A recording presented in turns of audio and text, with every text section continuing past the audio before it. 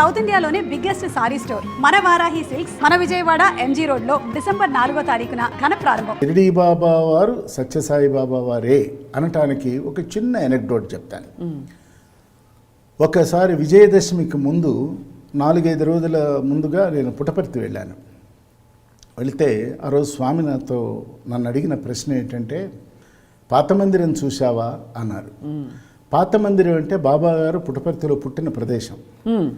అక్కడ ఫస్ట్ భజన మానస భజనే గురుచరణం రాశ్రీ ట్యూన్ చేసినటువంటి ప్లేస్ అది. పాత మందిరం అంటే అందరికీ తెలుసు. ఇదేమి నన్ను ఇలా అంటారు, ఇప్పటికో 100 సార్లే చూసుంటాను. అది కాదు నువ్వు పాత మందిరం చూసావా అన్నారు. క్యాచ్ చేశాను. నేను స్వామిని నెమ్మదిగా అడిగా, షిరిడియా స్వామి అన్నారు. నేను చూసిరా అన్నారు. 3 రోజుల్లో విజయదశమి మహోత్సవం. షిరిడీలో నాకేం తెలియదు, ఎలా వెళ్ళాలో తెలియదు.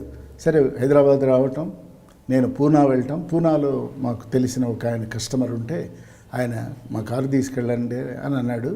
నేను విజయదశమి నాడు పొద్దున 7 గంటలకి షిరిడీ ప్రవేశం చేశాను. అప్పటికే 2 కిలోమీటర్ల దూరంలో మనుషులు ఉన్నారు. పోలీసుల హడావుడి చాలా తీవ్రంగా ఉంది. ఎక్కడ కార్లన్నీ ఎక్కడెక్కడో ఆపేస్తున్నారు. మామూలుగా జరిగేదే. ఆ డ్రైవర్ ఏమన్నా అంటే, సార్ మీకు విజయదశమి ఇంపార్టెన్స్ తెలియక వచ్చారు, షిరిడి ఇంకోసారి వద్దరు కానీ మనం వెళ్ళలేము లోపలికి, ఇంపాసిబుల్ అన్నాడు. నాకేం తెలీదు, వచ్చాను చూద్దామన్నా. దీనికి మనం పెద్ద మిరకిల్ అని పేరు పెట్టుకోవద్దు, కో ఇన్సిడెంట్స్ అని కూడా పెట్టద్దు. అలా జరిగింది అంతే. నా కారు పక్క నుంచి ఒక పోలీస్ వ్యాన్ వెళ్ళింది. పోలీస్ వ్యాన్ వెళ్ళగానే ఈ డ్రైవర్ స్లో చేశాడు. అతని దగ్గర ఏదో పేపర్లు ఉన్నాయో లేదో, అసలు డ్రైవింగ్ లైసెన్స్, వాళ్ళ భయం అదే కదా. అవును. అప్పటి దాంట్లో ఉన్న ఆయన ఒక పెద్ద ఆఫీసర్. ఆయన టక్కున డ్రైవర్తో మరాఠీలో ఏం చెప్పారంటే, యూ ఫాలో మై జీప్ అన్నారు. వీడికి వణుకొచ్చింది, భయపడిపోయాడు. ఏంటంటే ఫాలో అంటే ఏముంది దీని మీద, ఈ నంబర్ మీద ఏం జరిగిందో తెలియదు కదా. సరే వెళ్ళాం.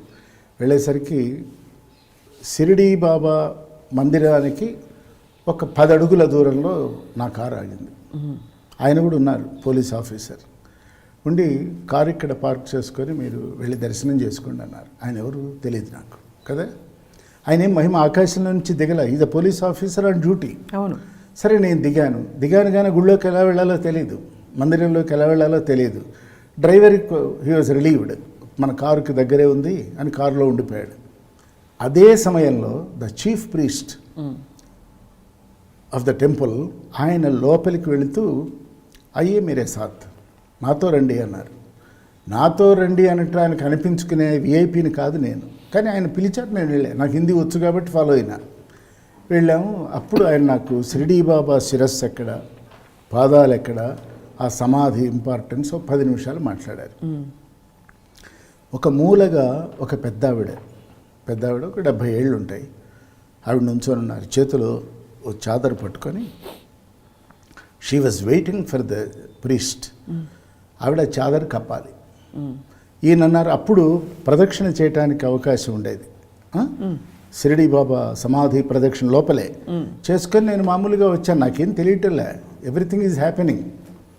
ఇంతలో ఆవిడ ఏం చేశారంటే, ఒక మంచి చాదర్ మీద ముత్యాలు, కెంపులు అన్నీ పొదిగి ఒక అద్భుతమైన చాదరు తయారు చేశారు.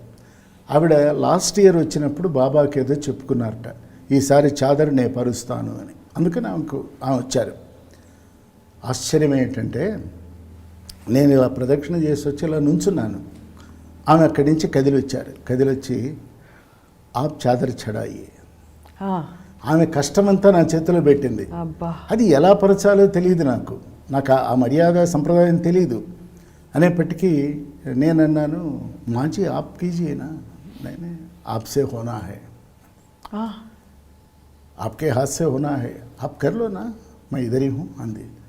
అప్పుడు నేను అతని ఆ పురోహిత్ హెల్ప్ తీసుకొని చాదరు కప్పి నేను మళ్ళీ బయటకు వచ్చాను. నాకు ప్రసాదం అది ఇచ్చారు. ఇస్తే డ్రైవరు షాక్డ్. ఇదంతా ఎన్ని నిమిషాల్లో జరిగిందో 18 నిమిషాల్లో ఈ చెప్పిందంతా అయిపోయింది. అయిన తర్వాత ఎవరైతే ఏ పోలీస్ ఆఫీసర్ అయితే నన్ను ఇలా గైడ్ చేశారో ఆయన మళ్ళీ అదే సమయానికి ఆయన అక్కడికి వచ్చారు.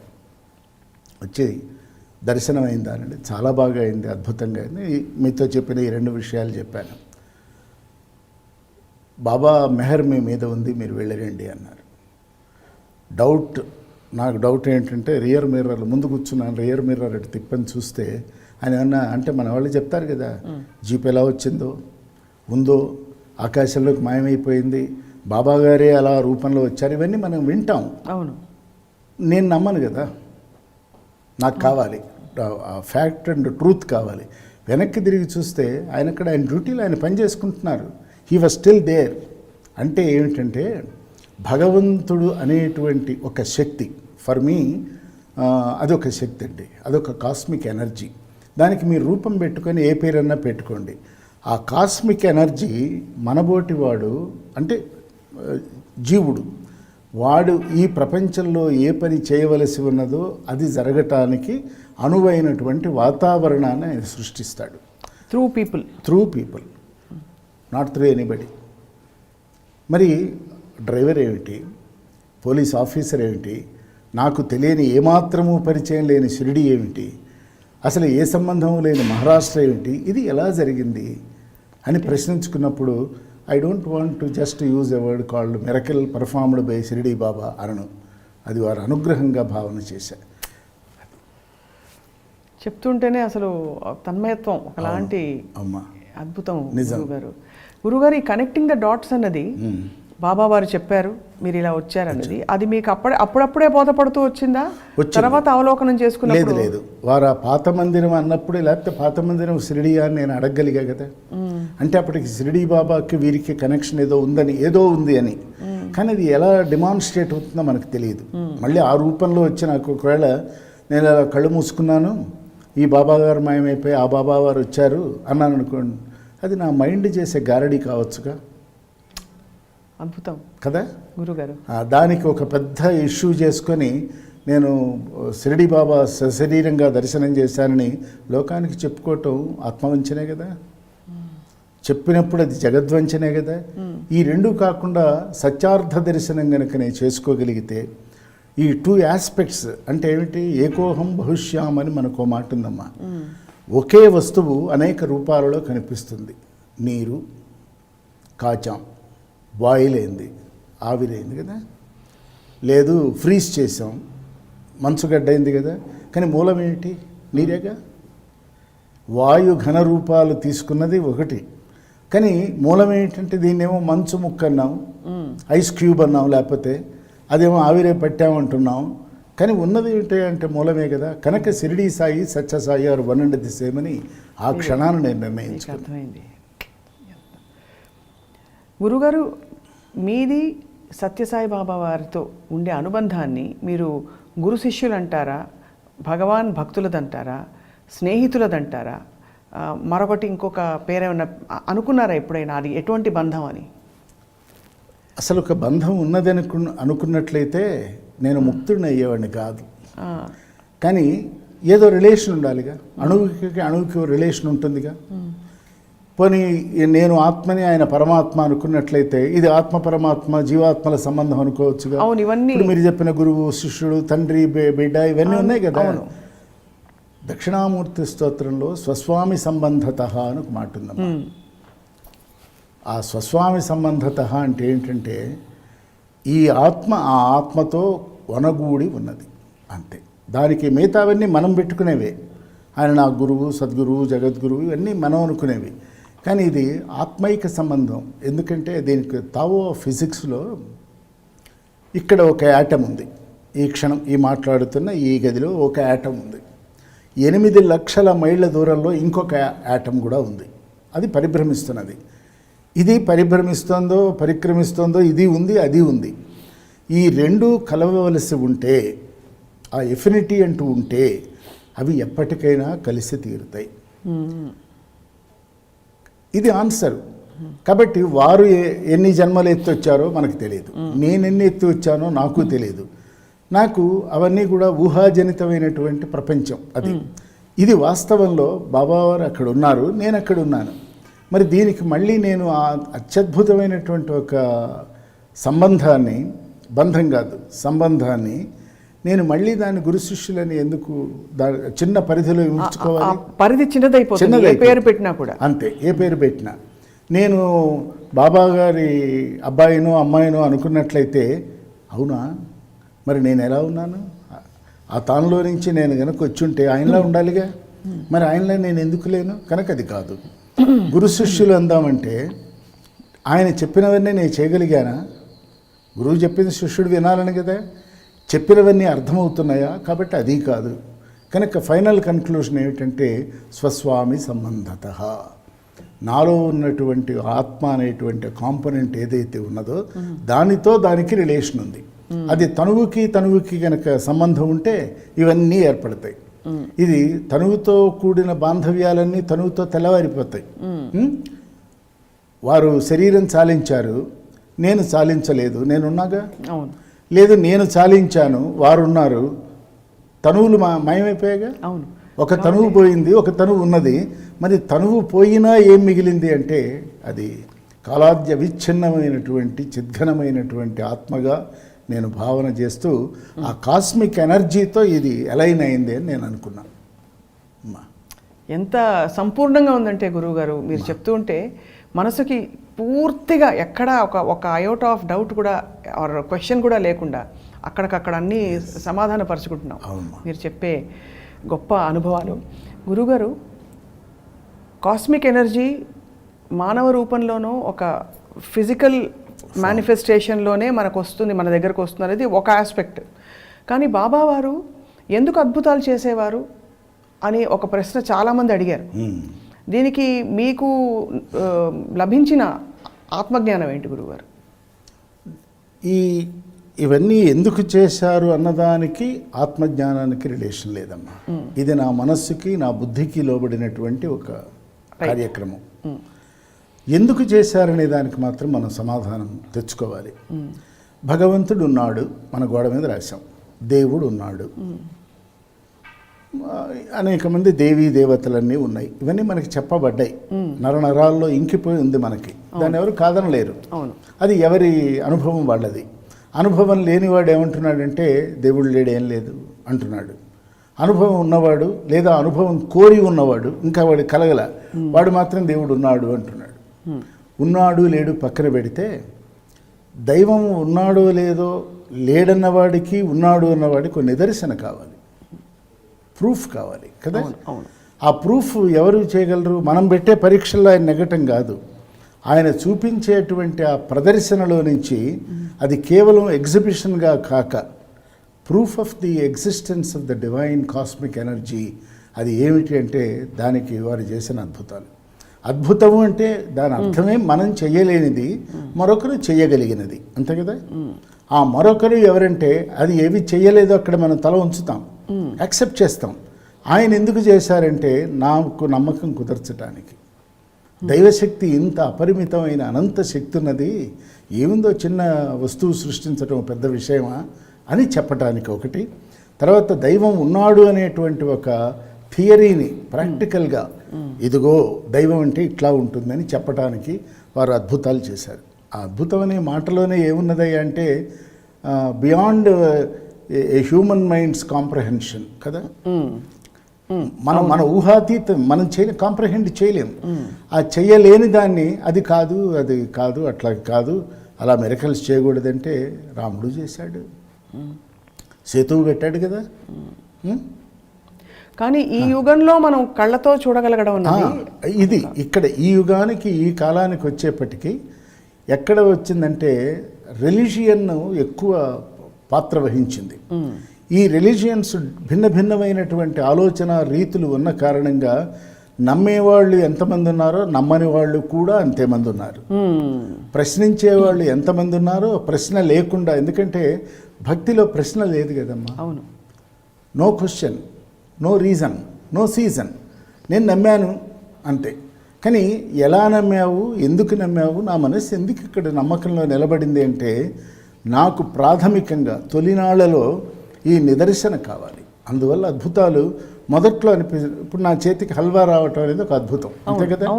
హల్వా రావాలంటే చేసేవాడు ఉండాలి, ఇంగ్రీడియంట్స్ ఉండాలి, ఇదంతా అది అవేమీ లేకుండా ఇది వచ్చింది కదా, అది అద్భుతం.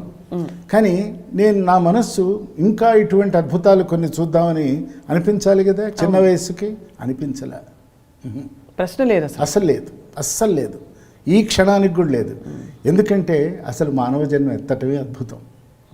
మానవ జన్మ ఎత్తి ఒక కాస్మిక్ ఎనర్జీతో కూడి ఉండటమే ఒక అద్భుతం. ఎంతకంటే ఆయన సృష్టించిన వస్తువులతో నాకేం పని. అది అక్కడ మనస్సు స్థిమితం అయిపోయింది. అది గురుగారు, మరి ఈ సందర్భంలో బాబావారు మానవ జన్మ గురించి, కాస్మిక్ ఎనర్జీ గురించి ఏం చెప్పేవారు? అంటే ఇటువంటి ఒక అద్భుతం అందరిలో ఉందని చెప్పేవారా? అంటే అద్వైతం నేనే శివుణ్ణి అని మనం ఇది థియరిటికల్ మాత్రమే, ఎవరికి అనుభవంలోకి వస్తుందో మనకి తెలియదు. కాబట్టి బాబావారు ఏం చెప్పేవారు ఈ కోణంలో? ఏమన్నా చెప్పేవారు అసలు ఇటువంటి అంశాల గురించి? ఇది ఒక అద్భుతమైన ప్రశ్న. ఇది సత్యసాయి బాబా వారి యొక్క సమగ్ర స్వరూపాన్ని ఆవిష్కరించే ప్రశ్న. ఏమిటంటే, నేను భగవంతుణ్ణి, నేను ఆత్మను అన్నది నాకు తెలుసు. మీరు భగవంతులే, కానీ మీకు తెలియదు అని చెప్పేవారు. ఆహా. త్వమేవాహం న సంశయ, నేను నువ్వు ఒక్కటే. I am you, you are me, అంతే. నేను వేరు, మీరు నా శిష్యులనలే, మీరు నా భక్తులనలే, మీరు నా బిడ్డలను కూడా బిడ్డలు అస్సలు ఒక మాటే లేదు. వారు ఆడిన పదం ఏంటంటే సంబోధన, దివ్యాత్మస్వరూపులారా, ప్రేమాత్మస్వరూపులారా, రెండే మాటలు. మనలో ఉన్న ఈ ఫ్రేమ్ ఆఫ్ ద బాడీ ఆయనకి సంబంధం లేదు. నా కీర్తి, నా సౌందర్యం, నాకున్న డబ్బు, నాకున్న తెలివితేటలు, నాకున్న ప్రాథమికమైనటువంటి డిగ్రీలు, అసలు వాటితో ఏ రకమైన బంధం ఆయన పెట్టుకోలే. అసలు he has not cognized me through those. ఎలా అంటే, I am you, you are me, నీకు నాకు తేడాయే లేదు.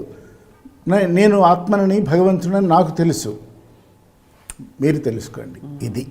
ఇది ఆయన చాలా స్పష్టంగా, మీరు ఆత్మే, దివ్యమైనటువంటి ఒక ఆత్మ, the pristine pure self has taken a form and you are that. దానిలో ఏముండాలి? ఆత్మ అంటే జడం కదా, అనుకుంటాం కదా, దానికి ఏం లేదని కదా. దివ్యాత్మస్వరూపులారా అలా వచ్చారు గనక ప్రేమాత్మస్వరూపులై సంచరించండి, ప్రేమతో సంచరించండి. You love the whole world will love you, అంతే. ఇది మరీ మెదడుతో అడిగే ప్రశ్న అని అనుకోకపోతే గురువుగారు, తమను ప్రేమని ఎలా నిర్వచించేవారు స్వామి?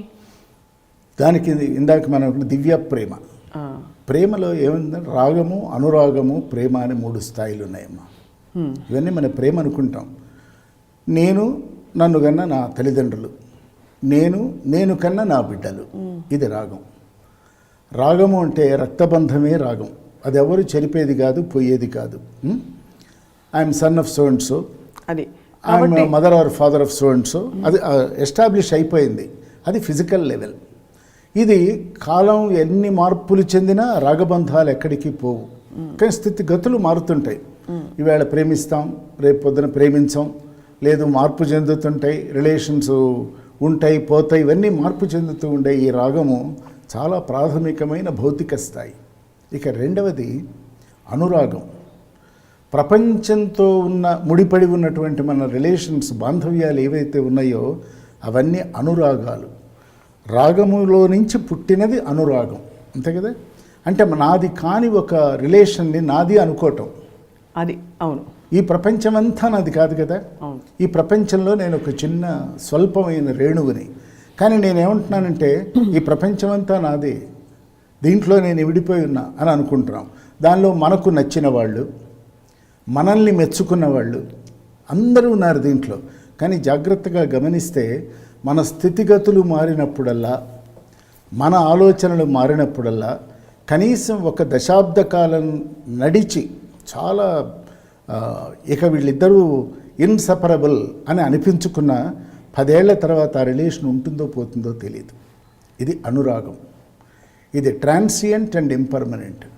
పైకి చాలా బలంగా కనిపించే బలహీనమైనటువంటి రిలేషనే అనురాగం. ఆ అనురాగంలో విషాదం ఉంది, వియోగం ఉంది, ఎదురుచూపు ఉంది, సెపరేషన్ ఉంది, ఆ ప్యాంగ్స్ ఆఫ్ సెపరేషన్, దానిలో నుంచి వచ్చేటువంటి కొన్ని యాతనలు ఉన్నాయి. రాగంలో అవేం లేవు. We take it for granted. వీడు మా అబ్బాయి అయిపోయింది, ఇతను మా నాన్న అయిపోయింది. దాన్ని ఎవరు కాదనేవాడు. ఇతను నా స్నేహితుడని కడదాకా చెప్పుకోవటానికి ఒక్కడు ఉండడే కదా. కానీ మూడో స్థాయికి వచ్చేప్పటి రాగ అనురాగాలు దాటిన తర్వాత ప్రేమబంధం, ప్రేమ అనేటువంటిది ఉంది. ఆ ప్రేమ ఈవేళ సినిమాలలో, కాల్పనిక సాహిత్యంలో, కవితా ధోరణిలో మన మనస్సు చేసేటువంటి ఆ మ్యాజిక్ అంటాం, the magic of the mind, దానిలో నుంచి పుట్టేది ప్రేమ కాదు. అది కేవలము ఆకర్షణ. అది ఒక అవసరానికి, ఒక సందర్భానికి, ఒక ఆవేశానికి, ఆలోచన రాహిత్యానికి, కావలసినటువంటి లౌకిక బంధానికి ముడిపడి ఉన్నటువంటిది లౌకిక ప్రేమ. గురుగారు, మరి ఈ దివ్య ప్రేమ ఎలా సాక్షాత్కరిస్తుంది? దాని ఎక్స్ప్రెషన్ అవసరం అసలు? దివ్య ప్రేమ ఎక్స్ప్రెషన్కి బియాండ్ అమ్మా. అనుభూతి ప్రధానమైనటువంటిదే దివ్య ప్రేమ. అనుభూతి అనుభవంలో నుంచి పుడుతుందని వేదాంతం చెప్పినా నా దృష్టిలో అనుభవం లేకుండా కూడా అనుభూతి కలగచ్చు. ఎట్లా అంటే మనం తోటలోకి వెళ్తాం, తోట నిండా పూలు వికసించి ఉన్నాయి, ప్రభాత వేళ, మనం దానికి మార్నింగ్ వాక్ అని పేరు పెట్టుకున్నాం. మనకి ఆ తోటంతా కూడా ఒక దివ్యమైనటువంటి ప్రదేశంగా ఉన్నది. ఈ పువ్వు వాడిపోతుందేమో, కోసుకొని ఇంటికి తీసుకెళ్దాము అని మనసు కనిపించటల్లా. దాన్ని చూస్తూ చూస్తూ ఒక భావ పరిమళం మనకు తెలియకుండా మనల్ని చుట్టుముడుతున్నది. What a beautiful morning is this అని మైండ్ అన్నది, ఇంకా నోట్లో నుంచి రాలే. ఆ పువ్వుకి మనకి రిలేషన్ లేదు, ఆ తోటకి మనకు రిలేషన్ లేదు. కానీ దానితో అనుబంధం ఎలా ఏర్పడింది అంటే అనుభవాన్ని దాటిన ఒక అనుభూతి లోపల కలిగింది గనక దాని యందు ఆ ప్రేమ మనకు ఆ క్షణం కలుగుతుంది. ఎంత అందంగా పుట్టింది, ఎంత దివ్య పరిమళాన్ని, పరిమళం అనం కదా, దివ్య పరిమళం అంటాం కదా, అవును, ఆ పదం దానికే వాడతాం, అది ఒక పువ్వుకు వాడతాం. కాబట్టి ఇవన్నీ ఎట్లా అంటే ఎక్కడ తాత్వికమైనటువంటి చింతన ఉన్నదో, ఎక్కడ శరీరానికి, మనస్సుకి, బుద్ధికి అతీతమైన భావన ఉన్నదో దాని పేరు ప్రేమ. మనస్సుకి లోబడిందా రాగానురాగాల బ్రాకెట్లో పెడదాం, అవును, అంతేనా? అంతే గురుగారు. లేదు అనురాగం ఏర్పడిందా, ఏమో నా అవసరం వారికి, వారి అవసరం నాకుంది కనుక మేము బతుకుతున్నాం, మేము జీవిస్తున్నాం, మేము కలిసి ఉన్నాం అనుకుంటాం. అక్కడ కూడా చాలా పరిమితులు ఉన్నాయి కదా. అవును, any time it's so fragile, any time it can break. కాదు, దివ్య ప్రేమలో నాతో మాట్లాడని పువ్వు ఎట్లాగో నా కంటికి కనపడని భగవంతుడితో నాకున్న అనుబంధమే దివ్య ప్రేమ. ఆయనకి నేను ఇచ్చేది లేదు, పుచ్చుకునేది లేదు. కానీ మనం స్వామి చమత్కారం కూడా ఆయన ఒక పార్ట్ ఉంది. అవును, చాలా అద్భుతమైన చమత్కారం. ఆయన అన్నారు, సారీ భజన పెట్టారు, భజన చివరిలో ప్రసాదం వితరణ చేయటానికి నైవేద్యం పెడతారు. చెప్పినప్పుడు అక్కడ బ్రహ్మార్పణం బ్రహ్మహవిహి అని చదువుతారు. తర్వాత అహం వైశ్వానరో భూత్వ ప్రాణినాం దేహమాశ్రిత ప్రాణాపాన సమాయుక్తం పచామ్యన్నం చతుర్విధం. నీకు నైవేద్యం పెట్టింది నాలో ఉన్న వైశ్వానరు రూపంలో ఉన్నటువంటి వాడికే భోజనం పెడుతున్నామని ఆ ప్రార్థన అర్థం. అక్కడ కూర్చొని ఉన్నారు బాబా, వారు ఎదురుగ్గా ఈ రెండు ప్రార్థనలు జరిగినాయి చూపిస్తున్నారు. అది అయిపోయిన తర్వాత చాలా హాయిగా అవునవును చూపులు నాకు మేపులు మీకు అన్నారు. ఆయన తినేదేం లేదు అక్కడ, అంతే కదా. కాబట్టి దివ్య ప్రేమకు అర్థం ఏంటంటేనమ్మా మైండ్ని దాటాలి. మైండ్ని దాటని ప్రేమ మైండ్కు లోబడే సంచారం చేస్తుంది, అది మనం ఏం చేయలేము. దివ్య ప్రేమలో నాతో రోజు భగవంతుడు వచ్చి కాసేపు మాట్లాడతాడా? ఆ రోజు నేను ఆయనతో మాట్లాడతాను. అసలు ఆయన ఆమె ఎక్కడున్నారు? నేను పెట్టుకున్న డూ అంటున్నాను, ఉన్నది అంటున్నాను. ఈ అన్నింటికీ మూలమైనటువంటి భావాతీతమైనటువంటి ఒక శక్తి ఏదైతే ఉన్నదో దాన్ని గనక భగవంతుడు అనుకున్నట్లయితే ఆ భగవంతుడితో మనం ఒక రిలేషన్ మానసిక స్థాయిని దాటి ఏర్పరచుకుంటే తాత్విక చింతనాభూమికలో ఏర్పడినటువంటి ఒక రిలేషనే దివ్యమైనటువంటి ప్రేమ. ఉదాహరణ, బాబా గారి ముందు 30,000 మందో 3 లక్షల మందో భక్తులు కూర్చొని ఉన్నారు. ఏ లేదు, వారి చుట్టూ ఒక 30 మంది కూర్చొని ఉన్నారు. బి. సి ఆయన కంటే చాలా దూరంగా కూర్చున్నారు, ఆయనతో ఆవరణలోనే లేరు, ఎక్కడో ఉన్నారు. ఈ 3 రకాల వాళ్ళు ఉన్నారు. ఈ 3 రకాల వాళ్ళతో అత్యుత్తమమైన రిలేషన్ ఎవరితో ఉన్నదంటే ఆ దూరంగా ఉన్న వాళ్ళతో ఉంది. అతి దగ్గరగా ఉన్న వాళ్ళతో ఆయన కూడా రాగబంధాన్నే ప్రదర్శిస్తారు. నువ్వు ఆ పని చేయి, ఈ పని చేయి, ఈ సేవ చేయి, ఆ ప్లాన్ చేయి, ఆయనకు బండి నడపాలి. ఈ 25,000 మందిని చూసి మీరంతా నా భక్తులు అని ఆయన అనలేదు. ఈ 25,000 మందిలో ఈతడే నా భక్తుడని చెప్పలేదు, కాబట్టి అనురాగాన్ని దాటారు ఆయన. కానీ 25,000 మందిలో వాళ్ళు ఏమన్నారంటే దేవుడంటూ ఉంటే ఆయన సత్యసాయిబాబా వారే అనుకున్నారు. దాంతో ఆయనే సంబంధం పెట్టుకోలేదు. నేను అన్నానా? నేను దేవుణ్ణి అంటే డిబేటబుల్, మనమందరం ఆయన దేవుణ్ణి చేస్తే డిబేట్ ఏముంది? మన faith, and faith has neither a reason or a season. It is only your mental condition and conviction. దాంతో ఆయనకి ఎట్టి సంబంధం లేదు. ఆయన తామరాకు మీద నీటి బొట్టు, అంతేగా? అంతే. ఆకు మీద పడింది, ముత్యంలా మెరిసింది, గాలి అడుగు నుంచి గాలి కొట్టింది, ఆకు అటు చల్లా చెదరైంది లేదా పైకి లేచింది, మళ్ళీ మూలంలో ఉన్నటువంటి నీళ్లలో ఈ బిందువు పడిపోయింది. ముత్యము లేదు, బిందువు లేదు, నీరు లేదు, ఆకు ఆకుగా ఉంది. ఆ ఆకుగా ఉన్నటువంటి పద్మపత్రమే నేను బాబా గారిగా భావించా. కాబట్టి ఆకు మీద ఉన్నంత వరకు రిలేషన్ ఉన్నట్టు కనిపిస్తుంది, కానీ it has no relation, absolutely no relation. కాబట్టి దివ్య ప్రేమని మనం అలా అనుభవించగలిగితే దానికి శాస్త్రాలు పురాణాలు మనకు అక్కరకు రావు. మనదైనటువంటి మానసిక సంస్కారం, మనకు సంస్కారం ఉంది. ఆ సంస్కారం పొల్యూట్ కావచ్చు, అనేక విధాల షాడోస్ దాని మీద పడవచ్చు, అనేక మంది మిగతా వాళ్ళ వలన ఇది కాస్త చెడిపోవచ్చు లేదా చెదిరిపోవచ్చు. కానీ చెదరని, బెదరని, అదరని, కదలని స్థిరమైనటువంటి సంస్థితమైనటువంటి ఒక బాంధవ్యం దేనితో ఉన్నదంటే with the unseen and the unmanifest. మేనిఫెస్ట్తో కూడి ఉన్నదానికి చాలా ఇబ్బందులు ఉన్నాయి. అన్మానిఫెస్ట్ అనుకున్నట్లయితే, నేను బాబా గారిని రూపంగా భావించున్నట్లయితే బహుశా దివ్య ప్రేమని నేను అనుభవించేవాడిని కాదేమో. It's a beyond form, the formless form. గొప్పగా ఉంది గురుగారు.